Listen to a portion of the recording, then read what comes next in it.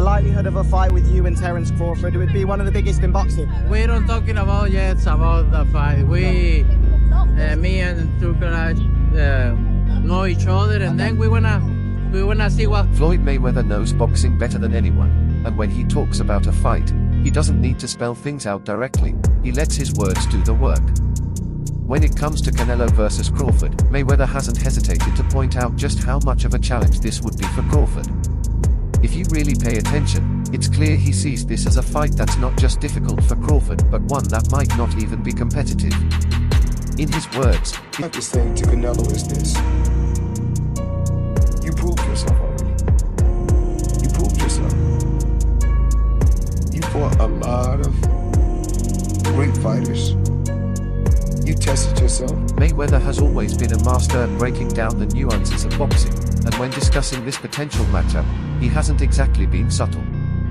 While he's given Crawford his respect as a pound-for-pound great, his words are loaded with hints that this fight is a step too far. He doesn't need to say outright that Canelo is too big and too strong for Crawford. He just keeps repeating what Canelo does well, and that tells you everything you need.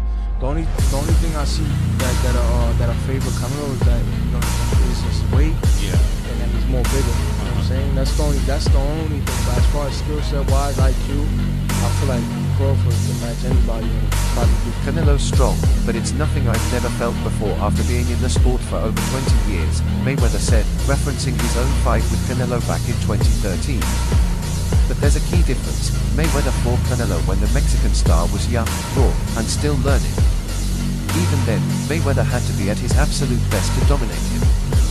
A decade later, Canelo has grown into a rock-solid 168-pounder who systematically breaks down bigger men, and that's where the problem for Crawford begins. Crawford is without question one of the most skilled boxers in the world. He's a slick switch hitter, has impressive timing, and knows how to adjust mid-fight better than almost anyone. But skills alone don't win fights when the size gap is the key. You bring up Canelo, I think that's weird, you know, because you'd have to gain like, what, 20 pounds? Yeah. But they say that's the money fight. That's the mega fight, that's the money fight. That's the only thing that makes sense for Terence Crawford. Well, you know what I mean? Catch weight. Mayweather, like many others, has always preached that weight classes exist for a reason. It's one of his core philosophies. He built his career around fighting at the right weight against the right opponents. He was never reckless about moving up in weight, always making sure that he held the physical advantages. He even made Canelo drain down to 152 pounds when they fought just to make sure he wasn't giving up too much size. But Crawford is looking at jumping 2 full divisions against a fighter who's already proven himself against bigger men. Mayweather sees the danger in that, even if he doesn't. He have everything in a fighter, a complete fighter. He don't have power in the punches, but when you that kind of fighter, you don't need it. I think that was the toughest fight he faced. No, I think it's one tough fights and difficult fights. One thing that stands out when Mayweather talks about this fight is how much he emphasizes Canelo's strengths. He has great body shots, he breaks guys down, Floyd has pointed out, and that's no small thing. Crawford has never been in the ring with a body puncher like Canelo. At 147 pounds, but has been able to control fights and dictate the pace. But against Canelo, he's facing a fighter whose entire game plan revolves around systematically taking away his opponent's legs and making them wilt under pressure. That's a nightmare. Talk all the crazy stuff about me going up and having a tough time, but he went up in weight and lost. That's the difference. I went up weight and won. He went up and lost. You know, so let's not do that, Canelo. Then there's the issue of power. Crawford has respectable knockout power at 147, but knocking out welterweights is not the same as hurting a guy who's been fighting super middleweights for years. Mayweather knows what that weight difference feels like. He fought big guys before, but he also understood how to neutralize them with movement, speed, and defense. Crawford isn't a pure defensive genius like Mayweather. He likes to engage, he likes to trade, and he takes cover. Get his big bank and get out. His big bank is who? Canelo. He will take that gamble, see if he can beat him. If he beats him, he may go fight better beat this nigga. If he don't beat him, he say, okay, I took it as high as I could go. I'm done. Mayweather has also talked about Canelo's ability to control the ring. Unlike younger, inexperienced fighters who get frustrated when opponents move, Canelo is a patient, intelligent pressure fighter. He doesn't just chase his opponents, he methodically cuts off the ring, forcing them into corners and positions where he can unload his power shots. Crawford might be a great counterpuncher, but he's never faced someone who will walk through his shots and still keep pressing forward. That's something Mayweather has subtly highlighted when discussing Canelo's evolution. Crawford's ability to switch stances is often praised as one of his greatest strengths, but Mayweather knows that Canelo has already seen and beaten southpaws before. At the end of the day, I don't want to have credit to face Crawford. Right? So, no matter what. But you never know. You never know boxing. I'll go up and down and fight everybody out there. Not just any southpaws either. He's faced much bigger, harder-hitting southpaws. Crawford's skill might be greater, but he won't have the luxury of making mistakes against someone as experienced and disciplined as Canelo. Then there's the endurance factor. Crawford has always looked sharp in the later rounds, but how does that hold up when he's carrying an extra 20 pounds and absorbing shots to the body from a guy who has broken down elite-level fighters at 168? That's what Mayweather sees as the real issue here. Even if Crawford starts strong, the physical toll will add up, and once Canelo starts landing clean, that fight could change quickly. I don't think it's a fight Canelo really wants, if I'm honest, because I think he feels like he won't get a lot of credit beating a light middleweight. And Crawford's going to move a lot in that fight, which is not ideal for Canelo. But what's his options? I mean, like, you know, if Bivol wins, he could fight him for undisputed. That's a very tough fight. Mayweather has never been one to give away his full thoughts unless he wants to make a point, and in this case, his avoidance of making a direct prediction is telling. If he really believed Crawford could outbox and beat Canelo, he would say so. But instead, he spends more time pointing out how dangerous Canelo is. That's a quiet way of saying he doesn't see this as a fight Crawford can win. It's not that Crawford isn't skilled enough, it's that he's giving up too much in size, strength, and durability. Mayweather built his career on making sure he was never in that position, and that's why he likely sees this as a mismatch. Crawford might have the heart, but Canelo has the physical advantages that become more and more obvious as the rounds go. Versus Canelo. This is how I said it. Hey, are we getting Crawford confirmation here Canelo. first? You understand? Yeah, it's confirmed. Man, what? Say less. Crawford versus Canelo, not the other way around. Team Crawford stand up, pound for pound, the best in the world, soon to be the super middleweight champion of the world. Yeah. Canelo doesn't need to be faster than Crawford. He doesn't need to be more skilled. He just needs to do what he does best, walk his man down, invest in body shots, and break him down over time. That's how he's beaten bigger guys, and that's how he would approach this fight. Mayweather understands that better than anyone, and that's why, when he talks about this matchup, it's all about what Canelo does well. The conversation surrounding Crawford's chances in this fight has taken on a life of its own, with opinions ranging from cautious optimism to outright dismissal of his chances. But as Mayweather and other seasoned observers have hinted, the physical gap between these two fighters isn't just a factor, it might be the deciding factor. While many are drawn to Crawford's adaptability and intelligence inside the ring, there are concerns about whether those attributes alone can bridge the sheer difference. Canelo got everything he wanted because he was the holdout for the money. The fight's going to be at 168. I'm going to tell you, my prediction is Canelo's going to walk him down. Crawford is going to do a lot of defense. Now, for years, Mayweather has emphasized the importance of fundamentals in boxing. Hit and don't get hit, control the pace, and make the opponent fight on your terms. That's exactly what he did when he fought Canelo. He neutralized every strength the young Mexican star had, keeping him off balance, making him hesitant, and exposing his rawness. But as Showbiz the Adult pointed out, that was a different Canelo. Today's Canelo is seasoned, calculated, and ruthless. He has fought and beaten elite-level opponents at much higher weights than anything Crawford has experienced. The idea that Crawford can come in and simply outbox Canelo the way Mayweather did doesn't hold up when you consider the realities of sport. Motherfuckers want him to fight Crawford. That's a circus fight. So if we gonna do that, we could do the Jake too. You know, if y'all ain't got a problem with Crawford, y'all shouldn't have a problem with Jake. At least Jake a cruiserweight. An approach that works exceptionally well against slick, mobile fighters who rely on skill over brute force. He's not the reckless, overeager fighter who swung wildly at Mayweather. Now he applies intelligent pressure, methodically cutting down the ring and targeting the body with surgical precision. Even against someone like Dmitry Bivol, who ultimately defeated him, Canelo was able to land clean shots and control certain stretches of the fight. Bivol had to fight a near-perfect bout, using every bit of his size and reach advantage to keep Canelo from getting into his rhythm.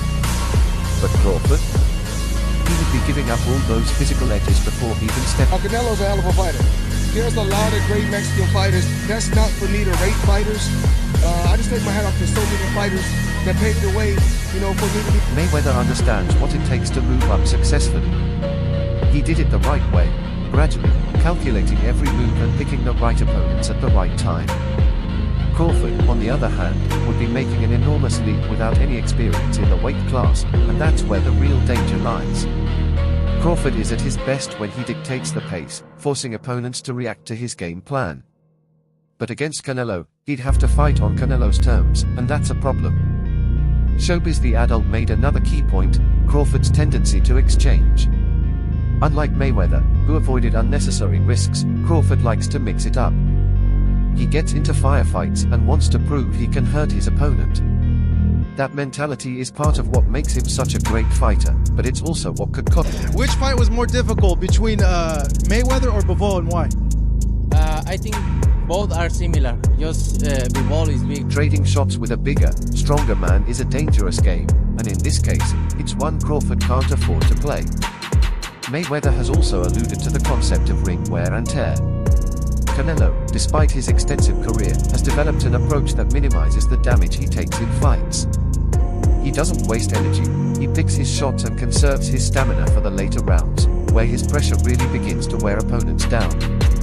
Crawford, for all his talent, is stepping into a fight where he won't just be tested skill for skill, he'll be forced to survive in deep waters, where Canelo thrives.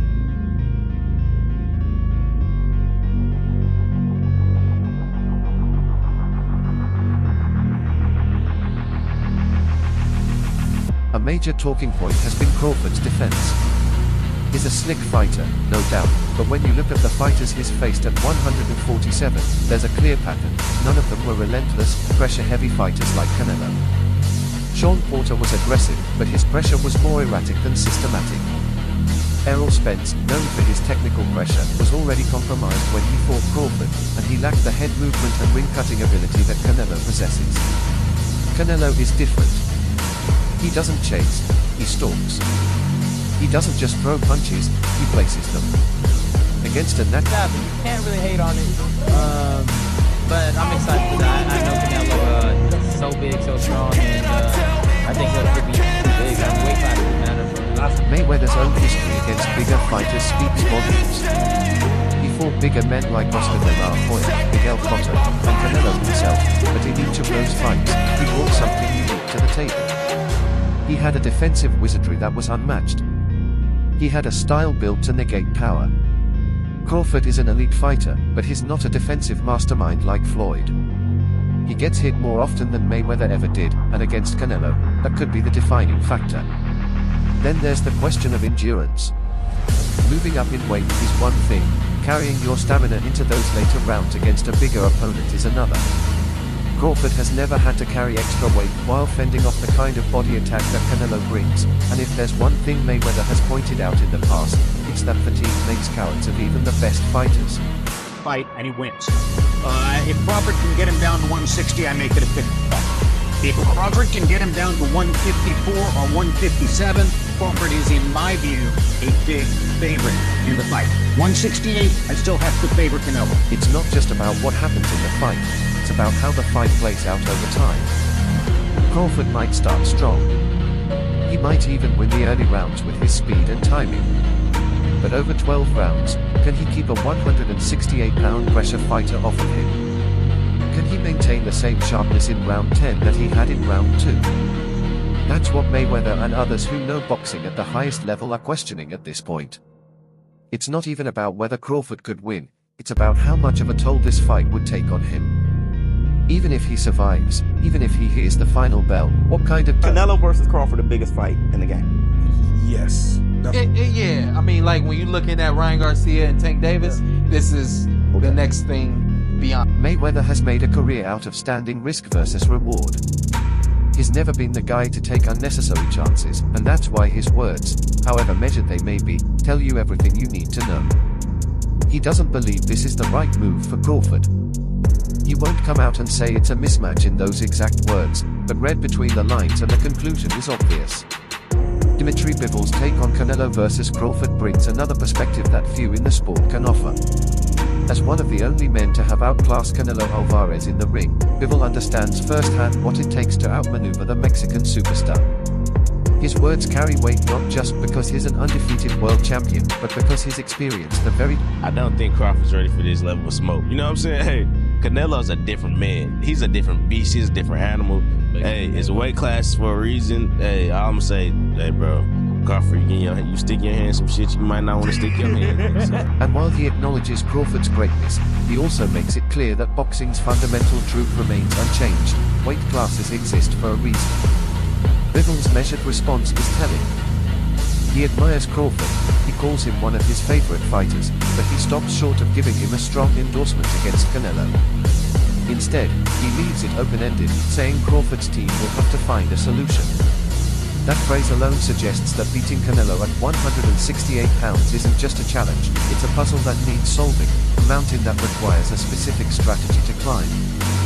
If Crawford gets any part of it wrong, I think Canelo's gonna put the beats on him like Dr. Dre. Do we get a knockdown from Canelo, or does Bud knock down Canelo? Nah, Canelo's not going down. You could hit Canelo with a Louisville slug and he's just gonna smile at you. He say gonna beat him. One of the most interesting things about Bivol's comments is how they subtly reinforce a common concern among boxing purists. The size difference here isn't just a minor obstacle, it's the defining factor of the fight. Bivol himself was able to beat Canelo because he was the naturally bigger man, and he used every inch of that advantage, his jab, his control of distance, and his ability to absorb Canelo's best shots. These were all built on the foundation of being the naturally stronger, heavier fighter. Even then, Bivol fought an extremely disciplined fight, sticking to his plan for all 12 rounds. Could Crawford do the same? And if he does, would it even be enough? Throwing so much money at boxing, and the guy who's the head of boxing over there wants to make that fight happen. I think Terrence Crawford, forget about the 3 weight classes. I think he would beat Canelo. Unlike Bivol, Crawford is a career lightweight turned welterweight who has never fought anyone remotely close to Canelo's natural size. Even his recent jump to 154 was met with skepticism. Despite his dominant win over Israel Madrigal, who was a skilled opponent, he wasn't Canelo Alvarez. The difference in strength, durability, and experience at the weight class is staggering. Canelo has spent years trading shots with men who walk around at 190 plus pounds outside of training camp. Crawford, on the other hand, has made a career out of being the slicker, sharper, more skilled fighter at lower weights. The question is, does that skill set translate against a fighter like Canelo? Bivol's success against Canelo came largely from his ability to neutralize Alvarez's pressure. He didn't let Canelo bully him and refused to let Canelo's signature body attack slow him down. No, like he say, when they ask him for the Germonta fight, they don't want to get credit for that fight. It's the same for me. I don't need to take that fight because everybody's gonna say it's too small, it's too small, it's too small, and then, he need to enjoy his fight. Okay. But Bivol was able to do that because he had the physical tools to take those shots and keep moving.